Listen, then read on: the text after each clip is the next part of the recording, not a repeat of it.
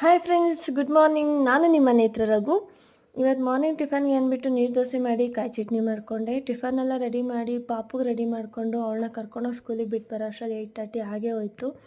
ಮತ್ತು ಮನೇಲಿ ತುಂಬ ಕೆಲಸ ಇತ್ತು. ಮನೆಯೆಲ್ಲ ಕ್ಲೀನ್ ಮಾಡಿ ಕೆಲಸ ಎಲ್ಲ ಮುಗಿಸಿ ನಾನು ಫ್ರೆಶಪ್ ಆಗಿ ಪೂಜೆಗೆಲ್ಲ ರೆಡಿ ಮಾಡ್ಕೊಳ್ಳೋ ಅಷ್ಟರಲ್ಲಿ ಇವತ್ತು 1:00 ಆಗೇ ಹೋಯಿತು. ಪೂಜೆ ಮುಗಿಸೋ ಅಷ್ಟರಲ್ಲಿ ಪೂಜೆ ಎಲ್ಲ ಮುಗಿಸಿ ನೆಕ್ಸ್ಟ್ ಇವತ್ತು ಅಮ್ಮ ಬೇರೆ ಬಂದಿದ್ದರು. ಸ್ವಲ್ಪ ಹಂಗೆ ಮಾತಾಡಿಕೊಂಡು ಹರಟೆ ಹೊಡ್ಕೊಂಡು ಪೂಜೆ ಎಲ್ಲ ಮುಗಿಸೋ ಅಷ್ಟರಲ್ಲಿ 1:30 ಅದಾದಮೇಲೆ ಸಬ್ಬಕ್ಕಿ ಸೊಪ್ಪಿತ್ತು ಅಂದ್ಬಿಟ್ಟು ಸೊಪ್ಪು ಸಾರು ಮಾಡಿದೆ.